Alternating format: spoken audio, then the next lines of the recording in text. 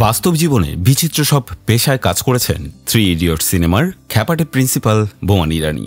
কখনো হোটেলের ওয়েটার, কখনো পারিবারিক দোকানে কাজ করেছেন, আবার কাজ করেছেন ফটোগ্রাফার হিসেবেও। পর্দায় অভিনয় করেছেন বহুমাত্রিক চরিত্রে, ইদানিং শুরু করেছেন পরিচালনাও। প্রতি বছরের 2 ডিসেম্বর আসে এই অভিনেতার জন্মদিন। মুম্বাইয়ের ইরানি পরিবারে জন্ম নেয়া বোমানের জীবনই যেন এক প্রেরণামূলক সিনেমার চিত্রনাট্য।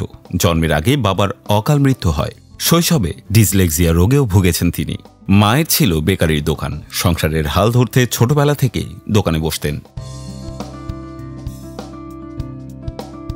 কিন্তু অভিনয়ের আগে বোমান ইরানি ছিলেন একাধিক পরিচয়। তিনি হোটেলের ওয়েটার। হাই স্কুলের পর জীবিকা নির্বাহের জন্য বোমান মুম্বাইয়ের তাজমহল প্যালেস হোটেলে ওয়েটার ও ইন রুম সার্ভিস অ্যাটেন্ডেন্ট হিসেবে কাজ করেছেন।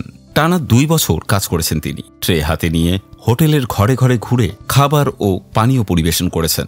হোটেলে পাওয়া টিপসের টাকা জমিয়ে তিনি একটি ক্যামেরা কেনেন।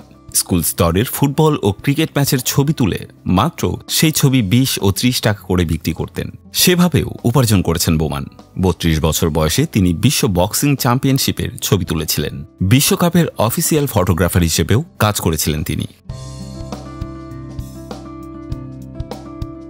থিয়েটারের মাধ্যমে বোমানের শিল্পী জীবনের যাত্রা শুরু। থিয়েটারের প্রশিক্ষণ তাকে অভিনেতা হিসেবে এক ধাপে এগিয়ে দেয়। নাট্য অভিনেতা হিসেবে তার পরিচয় বহুদিনের, কিন্তু মূলধারার ছবিতে তার অভিষেক হয় অনেক পরে। তখন তার বয়স 41।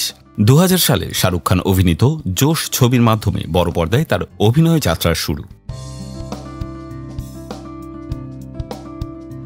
মুন্না ভাই MBBS এর ডক্টর আস্তানা চরিত্রে অভিনয় তাকে পরিচিতি এনে দেয়। পরে থ্রি ইডিয়টসের খ্যাপাটে প্রিন্সিপালের চরিত্র তাকে এনে দেয় তুমুল জনপ্রিয়তা। এছাড়া ডন, হাউসফুল সহ বহু সিনেমায় তিনি শক্তিশালী, মজার আর মানবিক চরিত্রে অভিনয় করেছেন। 100-রও বেশি সিনেমায় কাজ করেছেন বোমান। ভিরজারা, লক্স, পিকে, সঞ্জু, উঁচাই থেকে শুরু করে ডানকিতেও রেখেছেন নিজের প্রতিভার স্বাক্ষর।